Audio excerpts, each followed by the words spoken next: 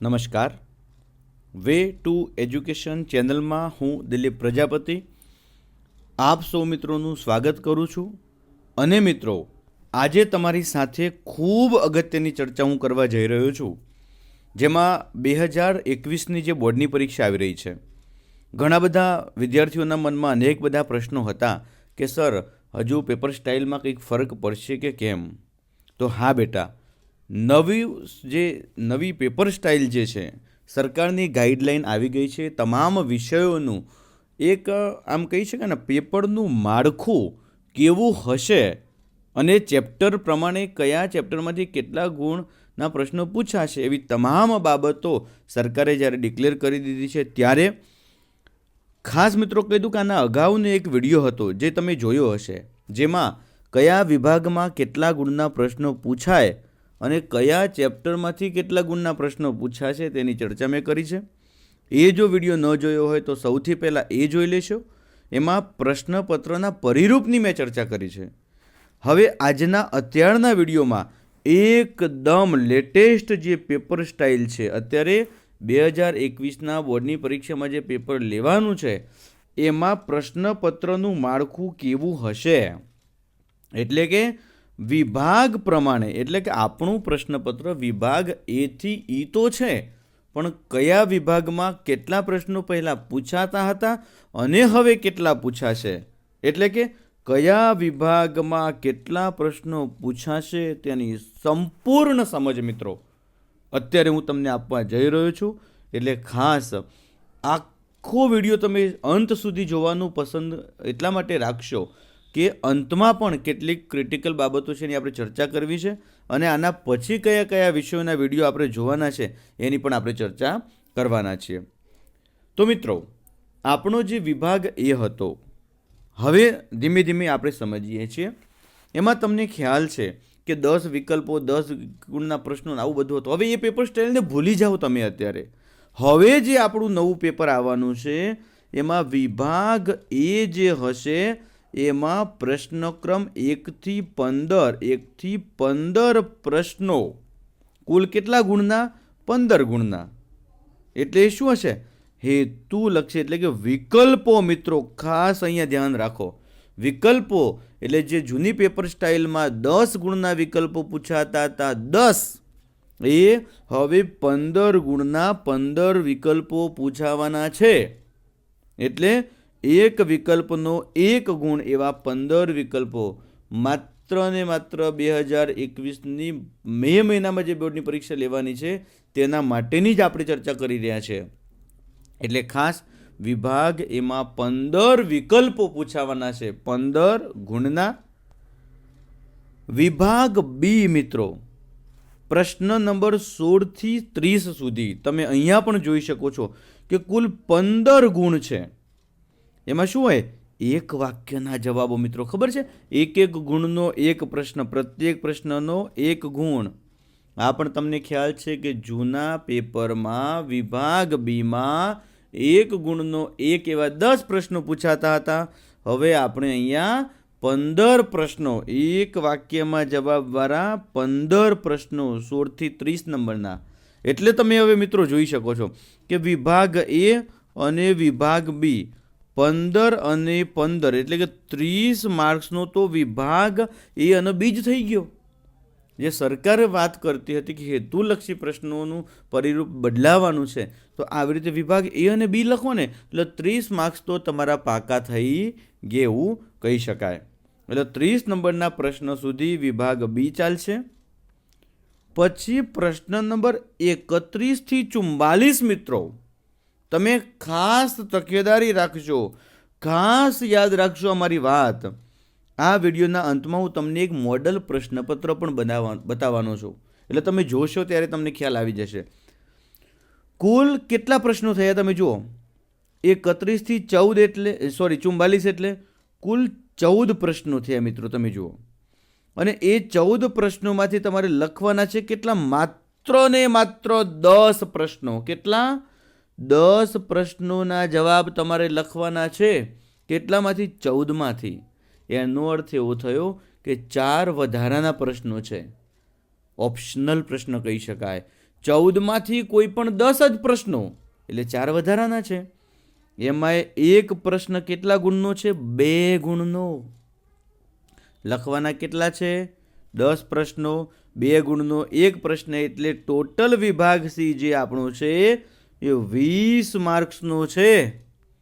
10 પ્રશ્નો તમે લખો, એક પ્રશ્નના 2 ગુણ, તો 20 માર્ક્સ. ટોટલ 20 ગુણનો વિભાગ સી તમારે રહેશે મિત્રો. એટલે તમે જુઓ, વિભાગ એ 15 ગુણનો, વિભાગ બી 15 ગુણનો, એટલે 30, અને આ 20.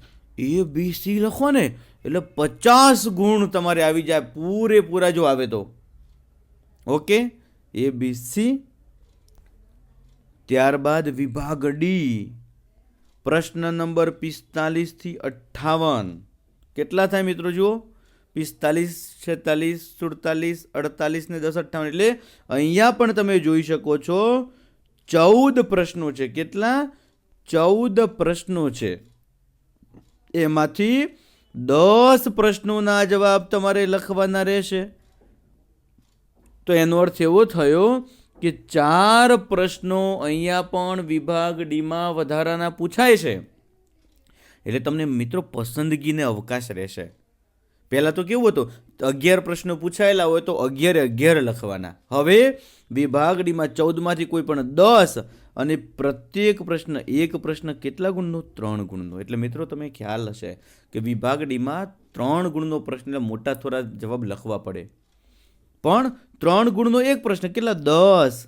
તો 10, 3, 30. અહીંયા જોઈ શકો છો તમે કુલ ગુણ. વિભાગ ડી છે કુલ 30 ગુણનો આખો વિભાગ છે મિત્રો. સૌથી મોટો વિભાગ ડી છે, એટલે એમાં 30 ગુણ. એટલે જુઓ, વિભાગ એ બી સી 50 માર્ક્સના હતા, અહીંયા 30 ગુણ, એટલે 80 તો થઈ ગયા ને. અને ત્યાંના પછી વિભાગ ઈ બીજા 20 માર્ક્સનો, એટલે 20 એટલે 80, 100 થઈ ગયા ને.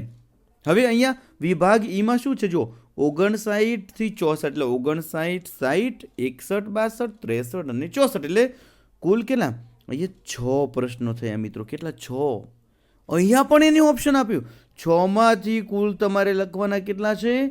4 પ્રશ્નોના જ જવાબો તમારે લખવાના છે. એટલે 6 પ્રશ્નો આપેલા હોય, એમાંથી 4 પ્રશ્ન લખવાના હોય, પણ કેવા સવિસ્તાર જવાબો છે. એટલે 5 ગુણનો એક પ્રશ્ન મિત્રો. સૌથી મોટા પ્રશ્નો આપણે જે વાત કરતા હતા એમ વિભાગીમાં 5 ગુણનો એક પ્રશ્ન, એવા કેટલા લખવાના છે? 4 પ્રશ્નો. એટલે 5 ચોક 20, એટલે અહીંયા જો 20 ગુણનો આખો વિભાગ ઈ તમારે છે. એટલે કે આપણું પ્રશ્નપત્ર જે જૂનું 1 થી 47 પ્રશ્નોનું હતું મિત્રો, એમાં વિકલ્પો નહોતા, ઓપ્શનલ નહોતા. અહીંયા 64, 1થી શરૂઆત કરી અને 64 નંબરના પ્રશ્નો સુધી, અહીંયા જો છેલ્લો પ્રશ્ન કહ્યું 64 નંબરના સુધીના પ્રશ્નો, હેતુલક્ષી પ્રશ્નો, સવિસ્તાર વિકલ્પો સાથેની ચર્ચા, એમ કરીને આખું પ્રશ્નપત્ર આપણું 100 ગુણનું રહેશે. ઓકે મિત્રો, તમને ખબર પડી ગઈ ને? વિભાગ એમાં 15 ગુણના 15 વિકલ્પો, વિભાગ બીમાં 1 ગુણનો એક ટૂંકો પ્રશ્ન, એવા 15 પ્રશ્નો. વિભાગ સીમાં 2 ગુણનો એક પ્રશ્ન. કેટલા? 2 ગુણનો એક પ્રશ્ન, એટલે કે 10 પ્રશ્નો, એટલે 20 માર્ક્સનો. આખો 14માંથી 10 જ લખવાના. વિભાગ ડીમાં એમાં પણ 14માંથી 10 જ પ્રશ્નોના જવાબ લખવાના, અને 3 ગુણનો, એટલે 10, 3, 30. અને અહીંયા વિભાગ ઈ આખો 5 ગુણનો એક પ્રશ્ન, એવા 4 પ્રશ્નો તમારે લખવાના જવાબ. ટોટલ હશે 6 પ્રશ્નો, 6માંથી કોઈ પણ 4ના જવાબ તમારે લખવાના છે મિત્રો. ઓકે, ખ્યાલ આવી ગયો ને? હવે જુઓ, તમને અહીંયા પ્રશ્નપત્રનું એક આખું પરિરૂપ છે. અહીંયા જુઓ શું છે? વિભાગ એ નમૂનાનું પ્રશ્નપત્ર. વિભાગ એ છે ને, એમાં શું પૂછાય? 15 ગુણ છે, એટલે 15 વિકલ્પો. અહીંયા કેટલા સુધી આવેલા છે? જુઓ તમે, 12મા સુધી આવેલા છે ને. ઓકે, એના પછી અહીંયા તમે જુઓ 13 નંબરથી શરૂઆત કરી અને 15 નંબર સુધી વિભાગ એ, એટલે 15 વિકલ્પો છે ને. ઓકે, પછી જુઓ વિભાગ બી કેટલા ગુણનો છે? 15 ગુણનો. હવે એમાં 16 નંબરથી 30 નંબર સુધી વિભાગ બી, એટલે અહીંયા પણ 15 એક ગુણના પ્રશ્નો છે. એ 15 તમારે લખવાના છે. પછી અહીંયા તમે જુઓ મિત્રો, અહીંયા વિભાગ સી કેટલા ગુણનો છે? 20 ગુણનો. અહીંયા સ્પષ્ટ લખેલું છે કે અહીંયા 14 ગુણ, અહીંયા જુઓ લખેલું છે 14 ગુણમાં 14 પ્રશ્નોમાંથી 10 જ પ્રશ્નોના જવાબ તમારે લખવાના છે. કુલ દરેક પ્રશ્નના 2 ગુણ છે. એટલે જુઓ 31થી શરૂઆત થઈ અને ક્યાં સુધી? જો વિભાગ સી છે ને અહીંયા પૂરો થાય છે. 44મા નંબરના પ્રશ્ન એ વિભાગ સી પૂરો થાય મિત્રો. એટલે 14 પ્રશ્નો આપેલા હોય એમાંથી કોઈ પણ 10 લખવાના અને 4 તમારે છોડી દેવાના છે વિભાગ સીમાં. પછી વિભાગ ડી પણ જો અહીંયા 30 માર્ક્સનો સૌથી મોટો વિભાગ. એમાં કેટલા? 3 ગુણનો એક પ્રશ્ન. એવા કેટલા પ્રશ્નો લખવાના છે? 10. અહીંયા 10 પ્રશ્નોના જવાબ તમારે લખવાના છે. કેટલા પ્રશ્નો હશે? 14. અહીંયા પણ જુઓ તમે મિત્રો 45થી 58 સુધી. એટલે 14 પ્રશ્નોમાંથી કોઈ પણ 4 પ્રશ્નો તમે છોડી શકશો. જે તમને ન આવડતા હોય ઓપ્શનલ તમને પસંદ કરવાની ચાન્સ અહીંયા છે. અને છેલ્લો વિભાગ ઈ ટોટલ 20 ગુણનો છે. એમાં પણ તમે જુઓ મિત્રો 1 એટલે 59, 60, 61, 62, 63 અને 64 એવા 6 પ્રશ્નો છે. એમાંથી કુલ લખવાના છે તમારે 4 જ પ્રશ્નો. એટલે 5 ગુણનો એક પ્રશ્ન. કેટલા? 5 ગુણનો એક પ્રશ્ન એવા 4. એટલે 5 ચોક 20 માર્ક્સનો આખો તમારે વિભાગ લખવાનો રહેશે. આવી રીતે એકદમ સરળ પેપર સ્ટાઇલ કહી શકાય મિત્રો. દર વખતે કરતાં આ વખતે સરળ છે એટલે તમને આમાં મેક્ઝિમમ માર્ક્સ લાવવાનો ચાન્સ છે મિત્રો. એટલે ખાસ રિઝલ્ટ તમારું ખૂબ સારું આવે અને ખૂબ સરસ આવે એના માટેના પ્રયાસ તમારે કરવાના છે. ઓકે, આ મનોવિજ્ઞાનની પેપર સ્ટાઇલની આપણે ચર્ચા કરી છે. આશા રાખું છું કે તમને સંપૂર્ણ ખ્યાલ આવી ગયો છે. અને હજુ પણ કોઈ પણ પ્રશ્ન હોય તો તમે મને ફોન કરીને પૂછજો અથવા તમારા સર સાથે વાત કરી લેજો. હવે આ વિડીયો જેવો પૂરો થઈ જાય એટલે આના પછી આપણે પાછો પ્રશ્નપત્રનું પરિરૂપ કયા વિષયની? તત્વજ્ઞાન વિષયની ચર્ચા કરવા જઈ રહ્યા છે મિત્રો.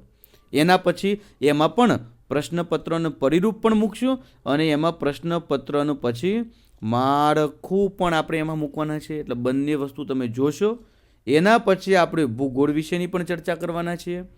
એના પછી અંગ્રેજી વિષયના પણ વિડીયો આપણે. એટલે કહેવાનો અર્થ એક જ છે બેટા કે તમારા મનમાં કોઈ પણ વિષયનો કોઈ પણ પ્રશ્ન હજુ મનમાં ન રહી જાય અને તમને આ સ્પષ્ટ ખ્યાલ રહેશે તો જ તમે તમામ વિષયોમાં સંપૂર્ણ રીતે અને એકદમ શાંત ચિત્તે મહેનત કરી અને પરીક્ષાલક્ષી વાતો તમે કરી શકશો અને તૈયારી કરી શકશો. ઓકે, ખ્યાલ આવી ગયો છે ને? તો અત્યારનો આ વિડીયો તમે જોઈ અને પછી તરત જ તમે તત્વજ્ઞાનનો વિડીયો પણ જોઈ લેશો. ઓકે, ચાલો મળીએ નવા તત્વજ્ઞાન વિષયના વિડીયોમાં. આ વિડીયોને અહીંયા આપણે પૂર્ણ કરીએ છીએ. Thank you very much.